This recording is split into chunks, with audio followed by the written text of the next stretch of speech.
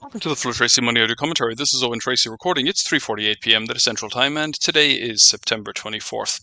Well, two big items of news today. The first is that China is going to embark upon another bout of stimulus. Now, how much they eventually spend, how dedicated they are to it, that is yet to be seen. But the enthusiasm right now is at least on par with what we saw at the beginning of this year. So that has helped to spur interest in the stock market, and also particularly for the property developers. Now, it's not like they're going to go off and build a whole pile of new construction, but at least it will help to take some of the available inventory off the market. Now, that has been one of the missing pieces in terms of global uh, accommodation. China is the second largest economy in the world. They haven't been pushing the stimulus button, and when we have monetary accommodation produced in one area, well, it flows around the world. That's why I refer to stimulus as both mobile and global.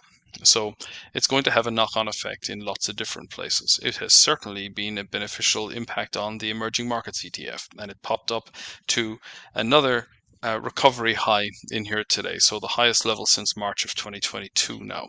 The big missing piece in the performance of emerging markets has been the Chinese markets. And now it looks like it's going to start to participate again. Then the other big piece of news today was that the consumer confidence figures in the USA are coming in below par.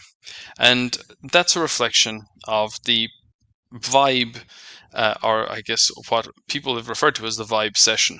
In other words, that people feel like it's a recession even though the economy is growing. Of course, nobody seems to link the two together, and the fact is that it is government spending is helping to sustain economic growth, and the people who don't benefit from the government spending, they're not enjoying the economic expansion. I think it really is that simple.